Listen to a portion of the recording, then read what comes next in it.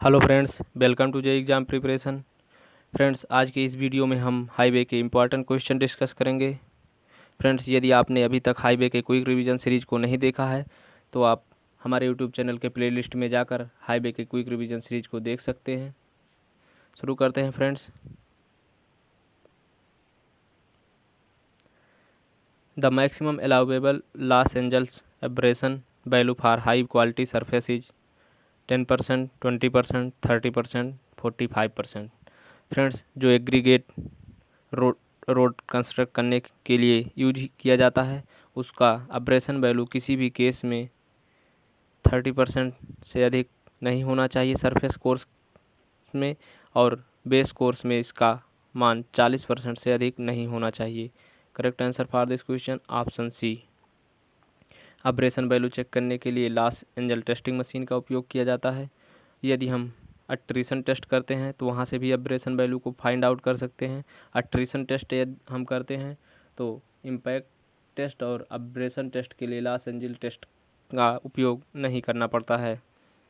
Next question है, the maximum limit of water absorption for aggregate suitable for road construction is 0.4%, 0.6%, 0.8%, 1%।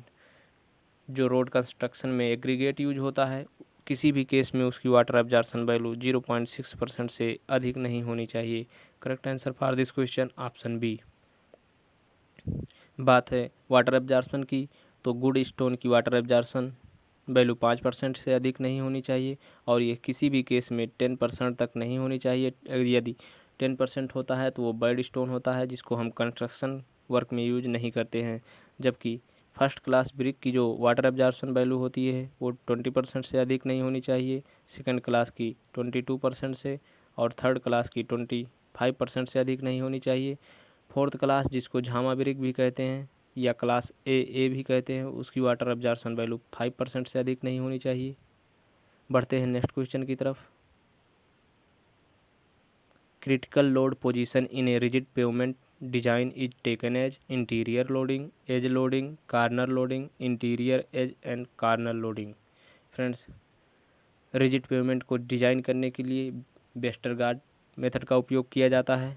इसमें जो critical load position होते हैं वो इंटीरियर, एज और कार्नर होता है।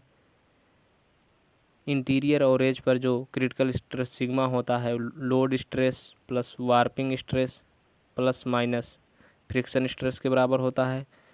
यदि समर सीजन में हम कैलकुलेट करते हैं तो फ्रिक्शन को माइनस, विंटर सीजन में फ्रिक्शन को प्लस करते हैं। जबकि कार्नर पर लोड प्लस वार्पिंग होता है, कार्नर पर फ्रिक्शनल स्ट्रेस डेवलप नहीं होते हैं। बढ़ते हैं नेक्स्ट क्वेश्चन की तरफ friends.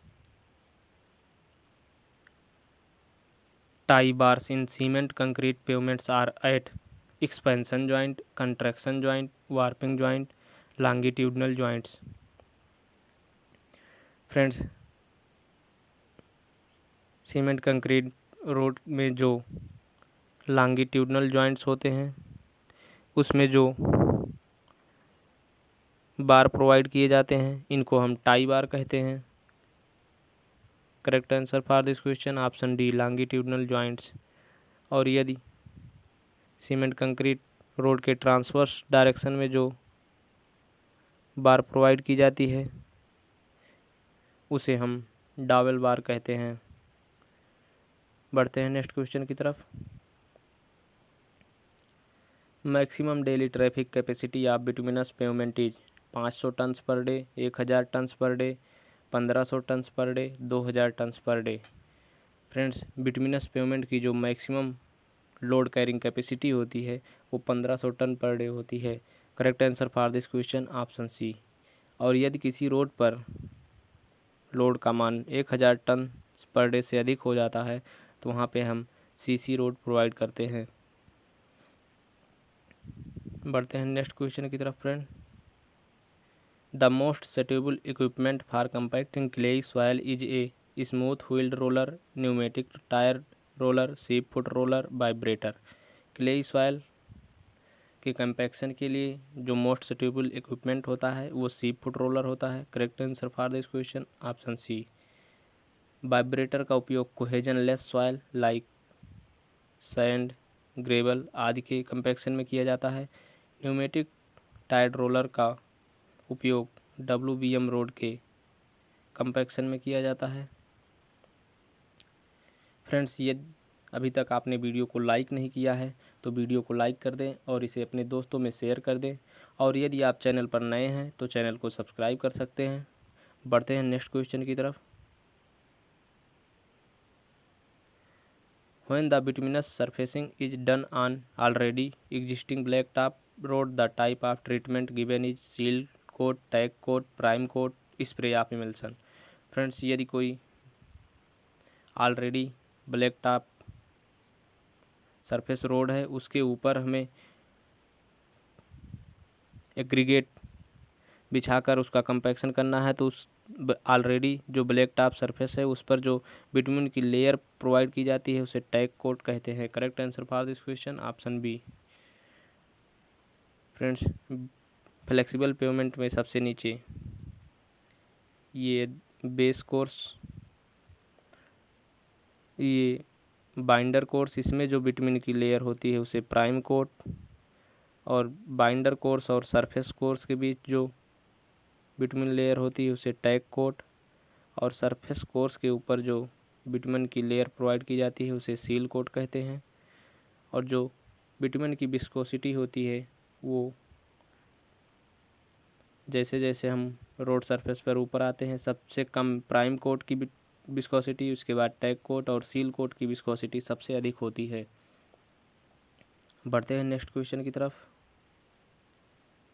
The walls which is necessary on the hillside of road where earth had to be retained from slipping is known as retaining wall, breast wall, parapet wall, none of these। Friends, यदि हम पहाड़ी पर कोई road construct करते हैं, ये road रहा, इसके साइड, इस साइड में हिल, अपोजिट हिल साइड में जो हम वॉल कंस्ट्रक्ट करते हैं इसे रिटेनिंग वॉल, और इसके ऊपर जो प्रोजेक्शन को बढ़ाते हैं जिससे व्हीकल हिल साइड में ओवरटर्न ना करे इसे हम पैरापेट वाल, और इस साइड में जो वाल, हिल साइड में जो वाल प्रोवाइड किया जाता है जिससे कि एर्थ यहाँ से स्लिप होकर रोड सरफेस पर ना आए, इसे ब्रेस्ट वाल कहते हैं। Correct answer for this question option B. Next है friend, the expansion joint in cement concrete pavements are provided at an interval of 4.5 metre, 45 metre, 18 to 21 metre, 25 to 30 metre. Friends, यदि cement concrete road की length 45 metre से अधिक होती है तो expansion joint provide किया जाता है, और एक्सपेंशन जॉइंट 18 से 21 मीटर की दूरी पर प्रोवाइड किए जाते हैं। Correct answer for this question option C. जबकि कंट्रैक्शन जॉइंट 4.5 मीटर की दूरी पर प्रोवाइड किए जाते हैं। बढ़ते हैं नेक्स्ट क्वेश्चन की तरफ। The camber for hill roads in case of bituminous surfacing is adopted as 2%, 2.5%, 3%, 4%। Friends, hill road में CC रोड के केस में कैम्बर 2%, बिटुमिनस रोड के केस में 2.5%, WBM के केस में 3%, और एर्थन रोड के केस में 4% होता है। So correct answer for this question option B. जबकि प्लेन ट्रेन में CC रोड के लिए कैम्बर 1.7% से 2% होता है, 1.7% लो रेनफॉल के केस में और 2% हाई रेनफॉल के केस में। बिटुमिन रेट के केस में 2% से 2.5%, WBM के केस में 2.5% से 3%, और एर्थन रोड के केस में 3% से 4% होता है। नेक्स्ट क्वेश्चन है friend, in hill road the side drains are provided only on the hill side of road, only on the opposite side of hill, on both side of road, none of these. Friends, hilly road में जो drains होते हैं वो हमेशा hill side में provide किए जाते हैं, correct answer for this question option A only on the hill side of road. Next question है friend, rapid curing cutback bitumen is produced by blending bitumen with kerosene benzene diesel petrol.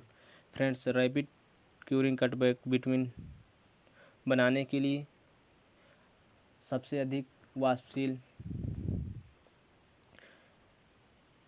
का प्रयोग किया जाता है और उस category में gasoline और पेट्रोल आते हैं। Correct answer for this question option D. जबकि मीडियम क्यूरिंग कटबैक बिटवीन बनाने के लिए केरोसिन का प्रयोग किया जाता है। नेक्स्ट क्वेश्चन है friend,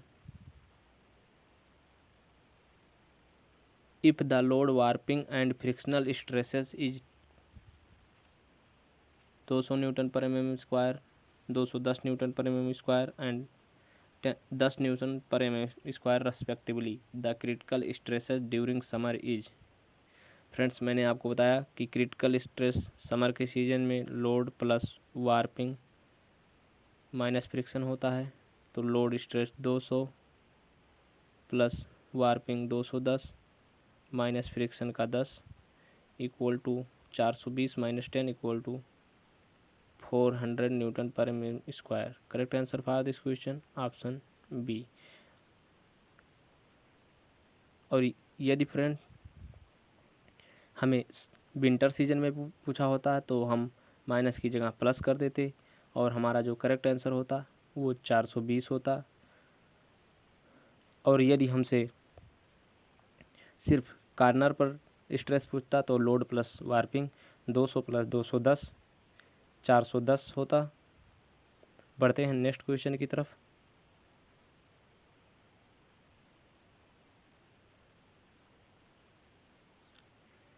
the parameter required for obtaining the radius of relative stiffness is E K mu R, E K mu H, E P H K E H K mu.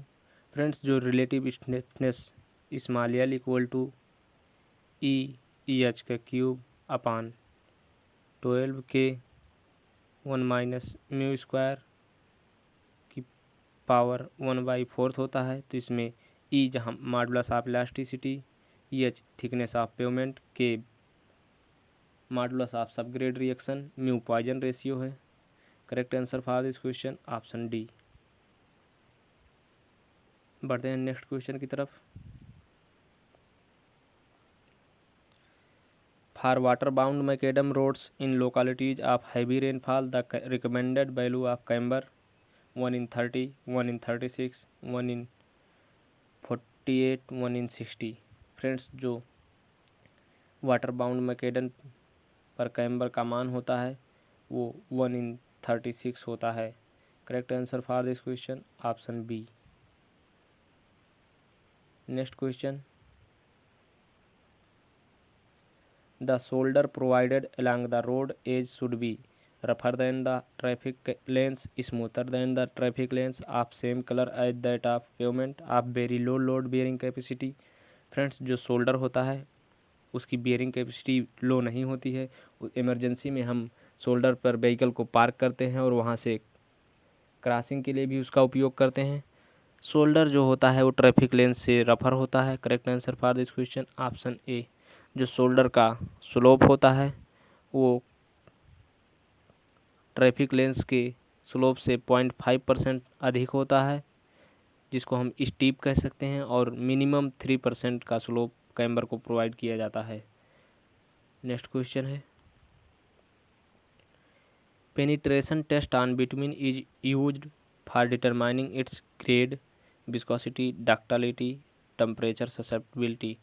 Friends, जो penetration होता है test होता है उससे हम between के grade को define करते हैं। Correct answer for this question option A. Between की विस्कोसिटी को हम सेकंड में मेजर करते हैं और डक्टिलिटी को सेंटीमीटर या मीटर में। मिनिमम जो डक्टिलिटी होनी चाहिए बिटवीन की वो 50 सेंटीमीटर से कम नहीं होनी चाहिए। टेम्परेचर ससेप्टिबिलिटी चेक करने के लिए सॉफ्टनिंग पॉइंट टेस्ट किया जाता है। नेक्स्ट है friend, which of the following test measures the toughness of road aggregate. Crushing strength test, abrasion test, impact test, shape test. Friends, toughness को चेक करने के लिए इम्पैक्ट टेस्ट किया जाता है। Crushing strength test, abrasion test, impact test, इन तीनों का मान सरफेस कोर्स के लिए किसी भी केस में 30% से अधिक नहीं होना चाहिए। शेप टेस्ट में हम इलांगेटेड इंडेक्स, फ्लैकीनेस इंडेक्स और एंगुलरिटी नंबर चेक करते हैं। एंगुलरिटी नंबर का मान 0 से 11 के बीच में वेरी करता है। नेक्स्ट क्वेश्चन है friend, between of grade 80/100 means its penetration value is 8 mm, its penetration value is 10 mm, its penetration value is 8 to 10 mm, its penetration value is 8 to 10 centimeter। Friends, between के grade को check करने के लिए हम penetration test करते हैं। इसमें 100 ग्राम की निडिल को बिटवीन पर लगाकर छोड़ देते हैं और 5 सेकंड में वो जितना पेनिट्रेट करती है वो उसी का पेनिट्रेशन वैल्यू होता है। यदि निडिल ज़्यादा पेनिट्रेट करेगी तो वो लो ग्रेड, और ये कम पेनिट्रेट करेगी तो उसे हाई ग्रेड कहते हैं। 80/100 का मतलब होता है कि उसमें जो पेनिट्रेशन का मान है वो 8 से 10 mm के बीच में है। Correct answer for this question option C. Next question है friend, the method of design of flexible pavement as recommended by IRC is group index method, CBR method, Westergaard method, Benkelman beam method. Friends, जो IRC ने recommend किया है flexible pavement के design के लिए वो CBR method है। CBR method में हम 2.5% और 2.5 mm और 5 mm पर CBR परसेंटेज कैलकुलेट करते हैं, जबकि वेस्टरगार्ड मेथड का उपयोग रिजिड पेमेंट के डिज़ाइन में किया जाता है। ग्रुप इंडेक्स एक एम्पिरिकल फार्मूला होता है जिसका उपयोग पेमेंट डिज़ाइन में किया जाता है। ग्रुप इंडेक्स का मान 0 से 20 के बीच में होता है। यदि ग्रुप इंडेक्स का मान जितना कम होगा वो सबसे अच्छा माना जाता है। यदि 0 है तो वो गुड पेमेंट, और जैसे जैसे मान इसका बढ़ता जाता है पेमेंट डिज़ाइन के लिए जो उपयुक्त सब सॉयल होता है उस वो अनुपयुक्त होता जाता है। जबकि बेंकलमैन बीम मेथड ऑलरेडी किसी रोड पर फ्लेक्सिबल पेमेंट डिज़ाइन करना हो, उसके ऊपर फ्लेक्सिबल पेमेंट देना हो तो बेंकलमैन बीम का उपयोग किया जाता है। Correct answer for this question option B, CBR method. Friends, आज के इस वीडियो में इतना ही। आई होप कि आपको वीडियो पसंद आई हो।